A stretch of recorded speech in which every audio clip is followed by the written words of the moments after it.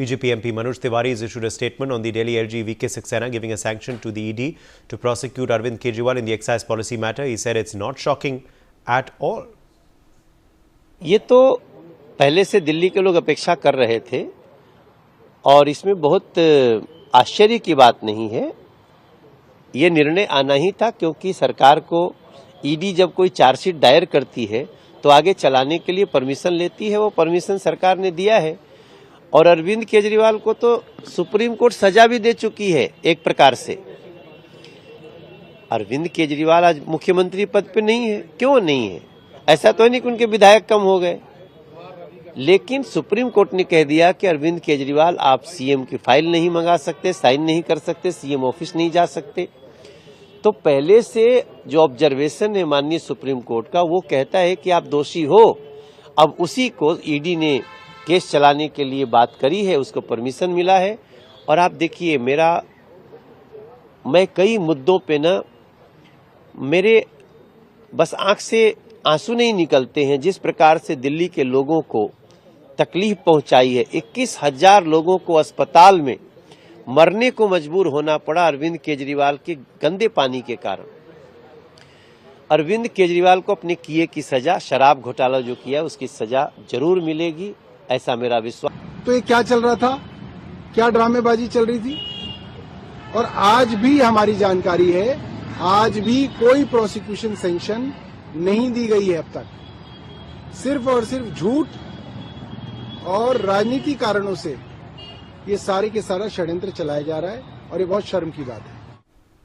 Aditya Kumar is with us live on this story. Aditya, it's a war of words over the LG giving prosecution reportedly to for Arvind Kejriwal. The Aam Aadmi Party has hit out. They've said this is being done for political reasons. The BJP meanwhile says this was coming. This is not shocking at all.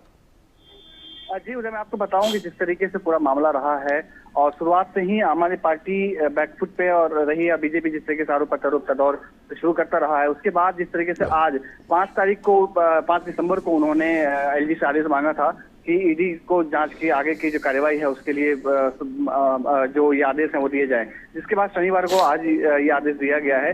उसके बाद जैसे आम आदमी party का कहना है कि इस पे डॉक्यूमेंट क्या है, आप डॉक्यूमेंट हमें दिखाइए, वहीं बीजेपी का कहना है और ईडी का कहना है कि किसी तरीके से जितने दिन तक आप बच सकते थे आप बच पाए, लेकिन अब जो है अब आप नहीं बच पाए। और ये समय बहुत ही खास है, जिस तरीके से दिल्ली विधानसभा चुनाव आने वाला है और अरविंद केजरीवाल बहुत ही मजबूती से अपनी बात को रख रहे हैं, जनता के बीच में जा रहे हैं, पूरी पार्टी के जो लोग हैं वो आगे जा रहे हैं और एक दिल्ली का बेटा कह करके जिस तरीके से वो कह रहे हैं, तो उस सब सिचुएशन को देख करके आम आदमी पार्टी जो है पूरे जो सिचुएशन में आरोप प्रत्यारोप लगा रही है कि इस समय में जानबूझ करके इस तरीके के परेशान करने के लिए लगाया गया। जैसे सौरभ भारद्वाज ने बताया भी कि लगभग 250 जगहों पे छापेमारी किए गए, 5,000 लोगों की जो पूछताछ की गई, इस तरीके से एक आंकड़ा उन्होंने दिया है। उसके बाद भी कुछ भी नहीं मिल पाया है, कोई पैसा नहीं मिल पाया है, या फिर जो है वो पैसा कहाँ गया। लेकिन ईडी का जो आरोप है, ईडी इस तरीके से कहती है कि 100 करोड़ के जो संपत्ति थी, 100 करोड़ का जो लेन देन किया गया था वो पूरा अरविंद केजरीवाल ने किया था ताकि आगे